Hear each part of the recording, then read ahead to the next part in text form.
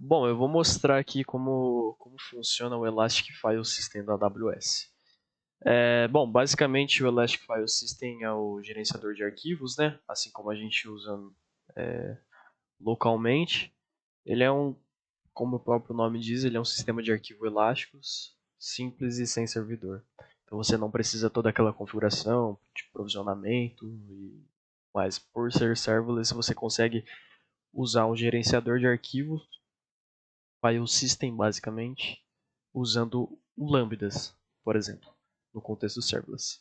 O Lambda, por si só, ele tem o /temp, que é um armazenamento local ali, né, de diretório, só que ele vai até 512 megabytes. Então, se você tiver num contexto que você precisa manipular arquivos muito grandes, seja música, imagens ou arquivos binários, ou até mesmo JSON, que são muito grandes, que ultrapassam esse limite, o Elastic File System é muito bom, porque você utiliza um gerenciador de arquivos e consegue manipular ele entre lambdas.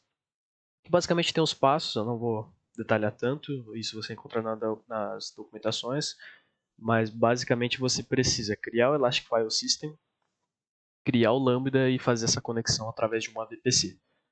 Tendo a VPC configurada, o Elastic File System configurado, você consegue criar um Lambda que escreve o Elastic File System e outro, por exemplo, que lê o Elastic File System. Então, você consegue fazer essa comunicação entre lambdas. Então, eu vou fazer a configuração do Elastic File System, vou criar um lambda de escrita e um de leitura, vou criar a API para esses dois lambdas e vou testar ele para ver como que funciona. Né? Então, aqui eu vou ter os códigos de escrita e leitura e já passo por ele. Vou começar pelo Elastic File System. É o serviço da AWS mesmo, então se digitar Elastic File System por aqui você já acha, é esse daqui. Então já vamos para criação, Create File System. Então aqui você pode colocar um lambda, é opcional, um nome, né? É opcional, vou colocar EFS lambda. Aqui você pode colocar a VPC. A VPC, você pode configurar uma VPC com as suas regras, mas eu vou usar a default da própria AWS. Aqui você consegue escolher características de disponibilidade. Então, a regional, você tem o Elastic File System sendo compartilhado entre múltiplas zonas de disponibilidade. Você pode interpretar como servidores, reservas. Ou você pode escolher uma zona de disponibilidade só dessa região que eu estou fazendo a implementação. No caso, eu vou escolher essa, porque isso influencia na precificação. Vou escolher essa 2A aqui e vou criar. Isso aqui já é o suficiente, ele vai criar, mas tem algumas configurações que precisa fazer para poder utilizar o Elastic File System lá no Lambda. Eu vou criar aqui. Acho que a primeira coisa que dá para configurar é o ciclo de vida. Então venho aqui em Edit. A primeira coisa que tem aqui são os backups. Então os backups dos arquivos que você vai manipular entre os lambdas. Então aqui você pode desativar ou ativar os backups mesmo, não tem muito segredo. Só que tem a opção aqui, tem a observação, né, que tem um preço adicional. Então eu vou deixar desativado. Aqui é o ciclo de vida. Então é basicamente quanto tempo seu arquivo vai durar desde o último acesso. Então vamos supor que, bom, eu vou deixar 30 dias aqui. Significa que após 31 dias da última leitura desse arquivo, esse arquivo vai ser deletado, vai morrer. Ainda mais se não tiver backup. Aqui são as transições, né? Então eu vou deixar sem nada. E aqui é basicamente o fluxo de dados de quando você vai fazer uma leitura, por exemplo, de um arquivo no Elastic File System. Essa opção, esse fluxo de dados depende do tamanho do arquivo. Então, se você está lidando com arquivos muito grandes, isso aqui pode ser bom porque a leitura vai ser rápida. No entanto, vai ser mais caro. Ou você pode provisionar, onde você coloca um limite de tamanho, de velocidade, né, desse fluxo de dados. Fica mais barato, fica mais previsível o tanto de recurso que você vai gastar, mas se você estiver lidando com arquivos muito grandes, essa leitura pode ser lenta. Vou deixar esse daqui só para teste e vai ser o suficiente aqui. Então vou salvar as alterações. Boa. Aqui eu tenho algumas opções de monitoramento, tags, de políticas, mas o que importa mesmo aqui é o network, que ele já cria, né, automaticamente aqui com a subnet da zona de disponibilidade que eu escolhi. Mas a gente precisa configurar um access point. O que é o access point? É basicamente um ponto de acesso em que o nosso Lambda vai se conectar com esse Elastic File System. Então, quando eu dou um create access point aqui, eu posso colocar um nome aqui, né? Então, access point, lambda, por exemplo. Eu posso escolher um path para esse access point. No caso, eu vou colocar ele é opcional, então eu vou colocar um path meu aqui. Poderia colocar tipo blá blá blá. Mas no caso eu vou colocar EFS. Aqui é o POSIX User, isso é uma coisa da AWS que eu posso especificar esse access point que eu estou fazendo para IDs de usuário. É opcional, mas às vezes que eu não usei, eu senti que teve mais casos de erro. Assim. Então, como ele aceita números de 0 a esse número gigante, eu vou colocar 1000, onde der para colocar. Então, user ID 1000, group ID 1000. Grupo secundário não precisa, que não usa. Owner user ID dá para colocar 1000 também. Owner group ID 1000. E aqui é a permissão para aplicar o root diretório, né? Root directory path. Aqui pode ser qualquer valor octal, né? Então vou colocar 0777. São as tags que não precisa configurar. Então aqui a gente cria o access point. Beleza. Aqui já é basicamente o suficiente, né? Ele já está configurado. Agora a gente pode fazer a configuração no Lambda. Então aqui basicamente eu vou criar uma função. Eu vou primeiro criar um lambda que faz uma escrita no Elastic File System. Vou chamar fs escrita. Vai ser no Node mesmo. A permissão eu vou deixar uma permissão de full access, mas em produção, obviamente as permissões têm que ser ali específicas para ficar mais seguro, né? Então seriam essas permissões que um lambda precisa para poder manipular com o Elastic File System. Perceba que tem coisa de VPC aqui, que eu vou explicar. Então eu vou criar a função. Antes de sair escrevendo o código aqui, tem algumas configurações do próprio Lambda que precisam ser feitas. A primeira é aumentar esse timeout, né? Porque geralmente quando a gente está lidando com escrita e leitura de arquivos, geralmente isso demora um pouco para acontecer. Vou deixar 15 segundos. Variáveis de ambiente. Eu vou adicionar uma aqui, né? Vai chamar mount. Na verdade é a variável que o código usa aqui, né? Mount path. Já eu explico o código. E aqui a gente vai colocar o path que a gente vai ler no Elastic File System. A gente colocou lá na EFS, quando a gente estava configurando o Elastic File System, mas tem um path anterior, que já vou explicar melhor, que todo Elastic File System, quando a gente está fazendo a configuração na VPC, precisa ter, que é o mount, de montar, né? Mount. Então o path total vai ficar assim, mount/EFS. Vamos dar um save aqui. Agora a gente vai configurar a VPC, que é basicamente o canal ali que a gente vai fazer a comunicação privada com o nosso Elastic File System. A gente vem em Edit, a gente clica na VPC. Então a VPC que a gente usou lá quando a gente estava criando o Elastic File System foi o default, a gente vai usar o default. A subnet, ela é a subnet da zona de disponibilidade que a gente está usando. A gente configurou a 2A, né? Você consegue ver aqui no Elastic File System, que ele fala zona de disponibilidade 2A. A gente usando 2A. O Security Group, a gente usa um default, a gente pode configurar maiores seguranças, é só a gente vir em EC2 aqui, que a gente consegue vir na parte aqui de Security Group e criar algum aqui com regras mais seguras. Em um sistema de produção isso é até legal fazer, mas aqui eu vou usar o default também. E a VPC está criada. Eu vou dar um save. E antes de a gente continuar, a gente precisa esperar isso daqui configurar. Essa configuração de conexão ela demora alguns minutos. Então eu vou dar um pause no vídeo, a hora que terminar isso eu volto.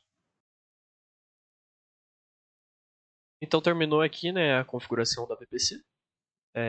Agora, por fim, a última configuração que precisa ser feita é do File System, de fato. Então vem aqui na opção File System, adicionar File System. E basicamente, como a gente está na mesma região, vai aparecer o Elastic File System que a gente acabou de configurar, que é esse.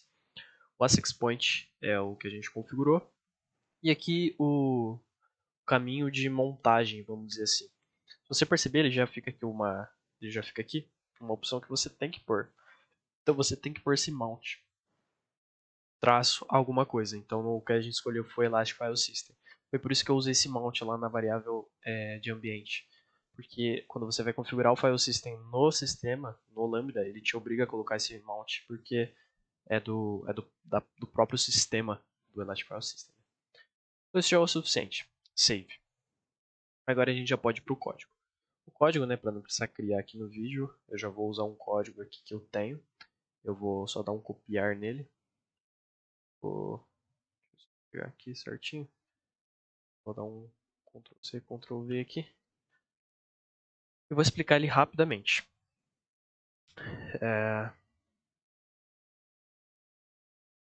Eu dei um pause no vídeo só para aumentar a fonte. Mas basicamente a gente vai importar a biblioteca FileSystem, que já é nativa, você não precisa adicionar nenhum layer. Eu carrego o diretório que a gente configurou ali na variável de ambiente do próprio Lambda. E basicamente é isso. Então eu vou montar o path aqui, file path, usando o diretório aqui da variável de ambiente, mais o nome de arquivo que eu quero colocar. No caso aqui estou escolhendo hardcoded mesmo, efs.json. Eu vou fazer um teste com o arquivo JSON. E é isso. Eu vou gerar um buffer aqui, colocar numa variável buffer. Vou chamar uma função que chama write times ms. Na verdade, essa é a variável, né? Essa é a função, writeFile. Eu vou passar o path e o buffer. Então, essa função aqui, writeFile, o que ela faz? Eu vou chamar algumas funções de tempo aqui só para medir quanto tempo demora para escrever. Isso daqui é do código, não precisa disso daqui. O que importa mesmo é essa parte aqui, né? Então, estou transformando o meu arquivo em base 64 e estou usando uma função nativa aqui do file system, writeFile, passando o path que eu quero salvar, que é aquele mount/efs, e o arquivo em si. Então isso daqui é basicamente o que resume, né? O resto aqui é só a funçãozinha de calcular tempo, para ver quanto tempo levou, porque eu devolvo essa informação nesse código, que é um código para estudo. Mas isso daqui é o que importa. Se você vê, é a mesma coisa que você faz quando você está programando em Node localmente, assim, né? Servlet.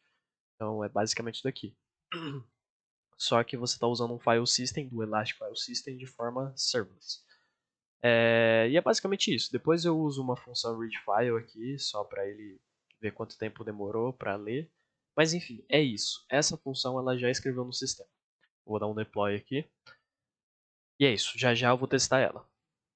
Antes de testar a função de escrita, eu já vou criar a função de leitura. Então eu vou vir aqui, efs leitura. É só para ver aqui. Eu usei com leitura. As permissões eu vou colocar o ASEX, só para o teste, né? E aqui as configurações são as mesmas. Então eu vou aumentar aqui o tempo, colocar 15 segundos, porque estamos manipulando arquivos. Em variáveis de ambiente eu vou adicionar a mesma variável. Então essa mountPath, e ela vai chamar EFS. A VPC também é a mesma. Então eu vou adicionar aqui a zona de disponibilidade 2A. Security Group Default. E é isso, vou dar um save. Vou dar um pause porque demora um pouco, já eu volto. Beleza, então foi a VPC e por último configuro o File System. Então adiciono o File System, a SexPoint, mesmo que a gente criou, e o local Mount Path, Mount e EFS. Então todo lambda que for interagir com o Elastic File System precisa desse setup. Então no caso eu tenho um lambda que está escrevendo, outro que está lendo, os dois precisam dessas configurações. Então por fim o código, basicamente é o mesmo código da escrita ali, só vai mudar a função mesmo. Ao invés de read file vai ser o ao invés de write file vai ser o read file. Eu vou colocar aqui, então eu vou passar por ele rapidinho. Basicamente o que ele faz? Ele está pegando o nome do arquivo no path, na carry string parameter da URL dessa API. Então tem a API lá para chamar esse lambda. Aí tem a carry string que vai ter um file igual ao nome do arquivo. Então se eu passar, né, lá na função de escrita, só passando aqui para não ficar confuso, então lá na função de escrita, a gente está criando o arquivo como efs.json, é o nome que a gente deu. Então na leitura, quando a gente for chamar isso daqui, a gente chamar como efs.json, ele vai cair aqui nesse file name. A hora que eu for lá dar o read file, nesse file path aqui, que vai ser o mount.efs mount/efs/efs.json, ele vai ler esse arquivo e a única coisa que eu vou retornar como um HTTP response aqui, esse conteúdo. Então, basicamente é isso. Agora eu vou criar aqui o setup de API só para fazer os testes. Então, aqui agora eu tenho tudo configurado aqui no API Gateway, então eu fiz duas rotas, basicamente aqui é uma rota post que vai chamar o lambda de escrita e é onde eu vou enviar o arquivo de fato para ele salvar no Elastic File System. Eu tenho uma outra rota get, que é a que vai chamar o nosso lambda de leitura, que simplesmente vai consultar o Elastic File System, pegar um arquivo, o nome do arquivo que eu pedi para ele pegar, e devolver no HTTP response. Eu já dei o deploy aqui no API, então basicamente está aqui. Então eu vou pegar as rotas e testar pelo Insomnia. Vou utilizar o Insomnia aqui. Então eu já fiz uma requisição post, onde eu vou colocar o URL aqui, e é onde eu vou enviar o arquivo. E depois eu vou pegar a requisição get, e é onde eu vou colocar aqui no arquivo de leitura. Então vamos lá. O arquivo de escrita primeiro. Eu vou enviar um arquivo de fato para ele. Então eu vou escolher aqui um arquivo JSON, um arquivo JSON teste. Então é esse arquivo aqui, efs.json, onde eu coloquei aqui olá efs. É basicamente isso. Então aqui no Insomnia eu vou escolher esse arquivo, que é esse daqui, efs, que é esse JSON que eu mostrei. Basicamente é isso. Então se eu clicar em send, o que vai acontecer é que aquele lambda de escrita vai pegar esse arquivo e vai salvar, né, mostrando o código aqui novamente, ele vai salvar no Elastic File System com esse nome aqui, efs.json. Então eu vou lá dar um send, vai ter o cold start, enfim, ele escreveu. Então aqui ele devolve algumas informações, como o tempo de escrita, o tempo de leitura e o tamanho do arquivo que foi escrito no Elastic File System. Beleza, perfeito. Agora a gente vai utilizar a leitura com o get, porque a gente quer esse arquivo. Se você lembrar que no código, eu pego o nome, eu especifico o nome do arquivo através de carry string parameter, né? Porque depois eu uso isso para consultar lá no Elastic File System. Então, seguindo essa lógica, eu vou colocar aqui um file igual efs.json. E aí, quando eu envio isso, ele me devolve um olá efs. Por quê? Esse arquivo JSON agora está escrito lá no Elastic File System e eu consigo, com dois lambdas, manipular esse JSON. Então, para provar que está funcionando, eu vou trocar aqui para olá lambda. Vou salvar aqui, Ctrl S. Vou voltar aqui no meu Insomnia. Vou escrever esse arquivo novamente. Então, vou dar um send. Escreveu. Agora, na leitura, eu vou fazer a requisição desse arquivo lá no Elastic File System. E a gente recebe um olá lambda. Então aí a gente vê que realmente está funcionando.